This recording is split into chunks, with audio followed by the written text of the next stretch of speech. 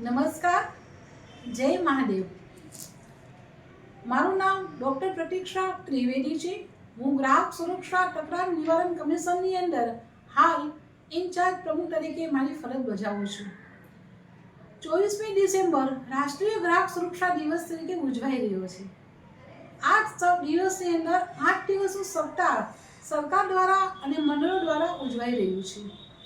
તારીખ 18 તારીખથી લઈ અને તારીખ 24 સુધી આ સપ્તાહ દરેક તાલુકામાં, જિલ્લામાં અને નેશનલ લેવલે આ કાર્યક્રમો ગ્રાહક જાગૃતિના થઈ રહ્યા છે. ગ્રાહક કોને કહી શકાય? તો ગ્રાહક પૈસા આપી અને વળતર મેળવે એને ગ્રાહક કહી શકાય છે. તો ગ્રાહકને જાગૃત કરવા માટે સરકારશ્રીના કયા કયા પગલાં લીધેલા છે? તો ગ્રાહક સુરક્ષા, ગ્રાહક મંડળો સરકાર દ્વારા ચાલી રહ્યા છે. તો ગ્રાહક જે જગ્યાએ ખરીદી કરે છે તો એની ખરીદીમાં કઈ વસ્તુનું ધ્યાન રાખવું જોઈએ? હકીકતમાં ગ્રાહક તો છે એ માર્કેટનો રાજા છે. વેપારી ગ્રાહકને ભગવાન ગણીને એનો આવકારે છે. ગ્રાહક જ્યારે ખરીદી કરવા જાય ત્યારે તેમને પાકા બિલનો આગ્રહ રાખવો જોઈએ. વજનમાં ઓછું આવ્યું તો તોલમાપ ખાતામાં એની ફરિયાદ કરી શકાય છે. અને કોઈ પણ ગોલ્ડ કે સિલ્વર કોઈ પણ વસ્તુ લો ત્યારે હોલમાર્કનો આગ્રહ રાખવો જોઈએ.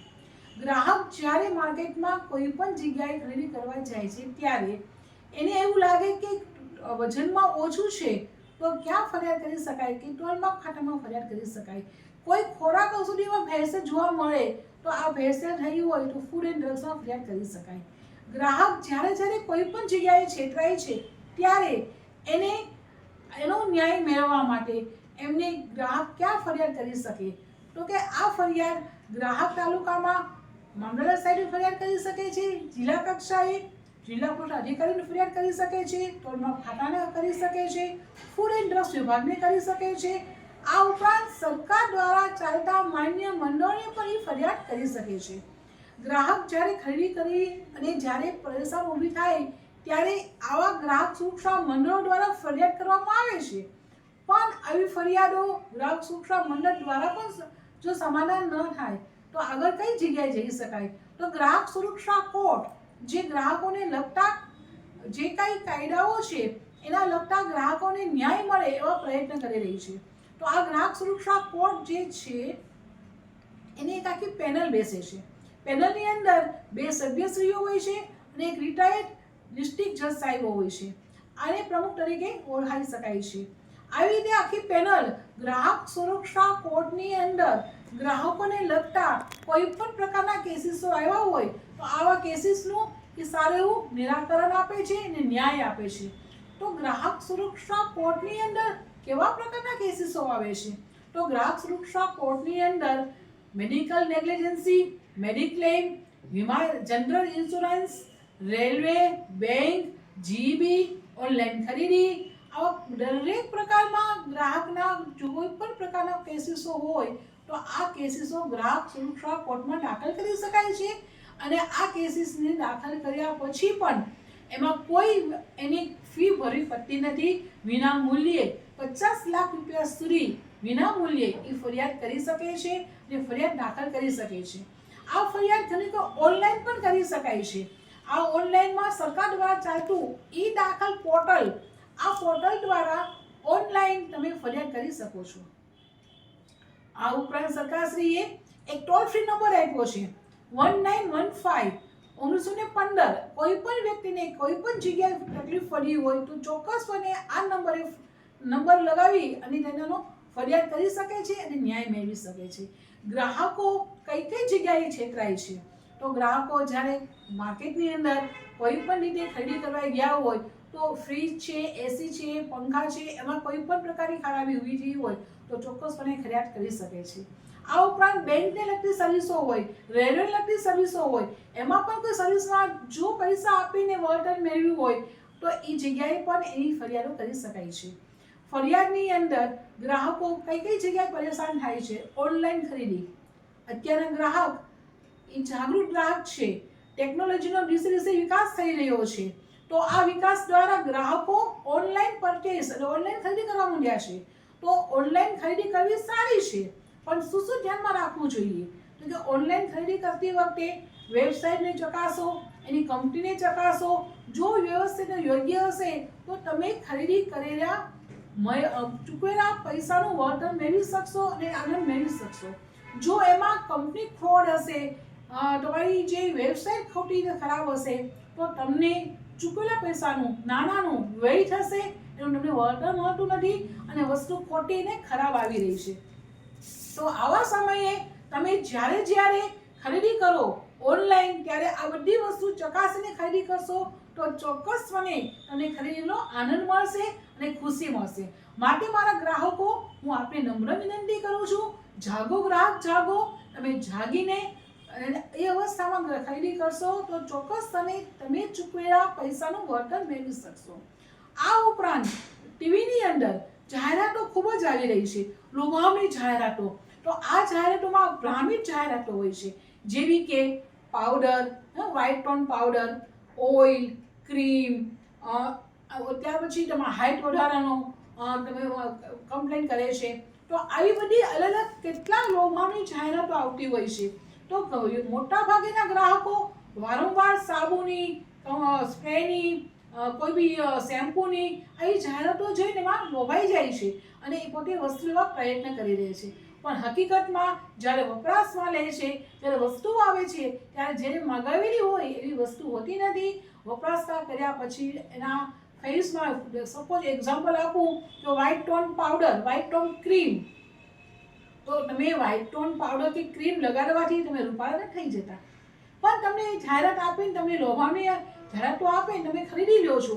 જ્યારે તમે એનો ઉપયોગ કરો છો ત્યારે તમને એનું કાંઈ તમને રિઝલ્ટ મળતું નથી. માટે મારા વાલા ગ્રાહકો, આવી ભ્રામિત જાહેરાતો, લોભામણી જાહેરાતોમાં ન પડતા સાચી જગ્યાએ સારી વસ્તુનું ખરીદી કરશો તો ચોક્કસપણે તમને ન્યાય મળશે અને તમે તમારી ખરીદીની ખુશી માણી શકશો. આવા કોર્ટની અંદર કેવા પ્રકારના કેસીસો હોય છે આપણે જાણ્યું ભાઈ, પણ કેટલા કેસીસો આવે છે તો મોટા ભાગે વીમા કંપનીના કેસીસો વધારે પડતા આવે છે. એમાંય તે સ્ટાર હેલ્થ, એના કેસીસો પણ ખૂબ વધારે હોય છે.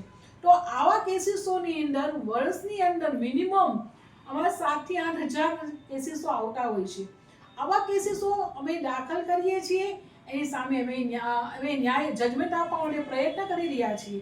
તો વર્ષની અંદર મિનિમમ અમે 5 થી 6 હજાર કેસીસનું અમે ફેસલ કરીએ છીએ. મોટાભાગે 75% ફેસલ વાળું હોય છે, ડિસ્પોઝલ સારું હોય છે. આ ઉપરાંત ઘણા કેસીસનું સમાધાન પણ થઈ જાય છે. એટલે જેટલા કરોડનું સમાધાન થાય એનું લોકો વિડ્રો પણ કરી નાખે છે. મોટાભાગે સમાધાનની ભૂમિકા અમે અનુભવતા હોઈએ છીએ. પણ આવા કાર્યની અંદર ગ્રાહકોને જાગૃત કરવા એ વધારે અગત્યનું છે. તો આજે રાષ્ટ્રીય ગ્રાહક સુરક્ષા દિવસ તરીકે ઉજવાઈ રહ્યું છે, ત્યારે દિલ્હીની અંદર નેશનલ કોન્ફરન્સ ઓલ ઇન્ડિયાની 24મી ડિસેમ્બરના અનુસંધાને નેશનલ કોન્ફરન્સ થઈ રહી છે. આ કોન્ફરન્સ અંદર તજજ્ઞ સ્પીકરો આવવાના છે, તજજ્ઞ વક્તાઓ આવવાના છે અને એ લોકો એના વિશે સારી માહિતી પણ આપશે. આ ઉપરાંત પહેલી વખત ઓલ ઇન્ડિયાની અંદર ગુજરાતની અંદર ગ્રાહક જાગૃતિ અવેરનેસનો રથ શરૂ કર્યો છે. આ રથ દરેક રાજ્યની અંદર ફરશે અને દરેક રાજ્યની થયેલી મુશ્કેલીઓ દૂર કરવા પૂરેપૂરા પ્રયત્ન કરશે. આ રથ કોણ કાઢી રહ્યું છે તો કે CCI નાની સંસ્થા છે, consumer coordination of the India. આ સંસ્થા જયપુરથી એના જે ચેરમેન શ્રી છે અનંતકુમાર શર્માજી અને ગુજરાતના ચેરમેન છે પ્રીતિબેન પંડ્યા, આ લોકો આટલો મોટો રથ કાઢી અને આખા ઇન્ડિયાની અંદર ગ્રાહક જાગૃતિ વિશે માહિતી પણ આવશે, જાણકારી આવશે, શિક્ષણ આવશે અને મુશ્કેલીઓ દૂર કરશે. આ સરકારનો પહેલો અનુભવ અને એનો પ્રયત્ન થઈ રહ્યો છે આવી સંસ્થાઓ દ્વારા. આવી નેશનલ કક્ષાની સંસ્થાઓ કેટલી કામ કરી રહી છે તો આપણે CCI જોયું, CCC છે, CCP છે. આ બધી નેશનલ લેવલની સંસ્થાઓ છે કે જે ગ્રાહકને જાગૃત કરવા માટે, ગ્રાહકના કોઈ પણ પ્રશ્નો સોલ્વ કરવા માટે હંમેશા પ્રયત્નશીલ રહી છે.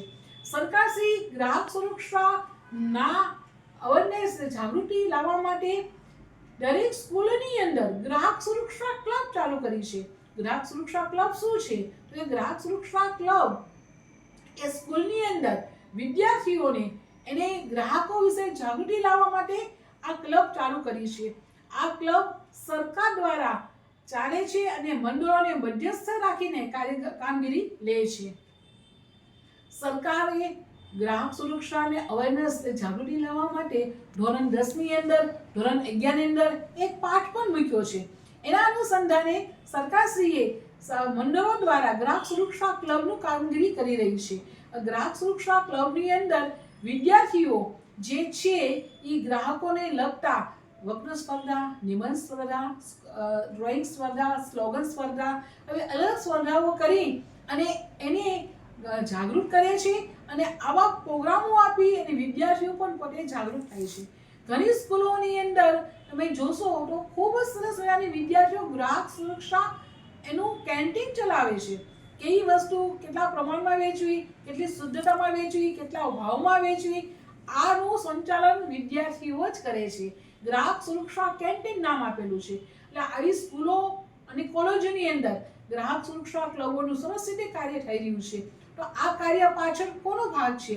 તો કે આ ગ્રાહક સુરક્ષા ક્લબ ચલાવવા માટે સ્કૂલના ટ્રસ્ટીશ્રીઓ, સ્કૂલના પ્રિન્સિપાલશ્રીઓ અને સ્કૂલના શિક્ષકશ્રીઓ સરસ મજાનો એને સહકાર આપી અને આગળ લાવવા માટે આવી પ્રવૃત્તિઓ કરાવે છે.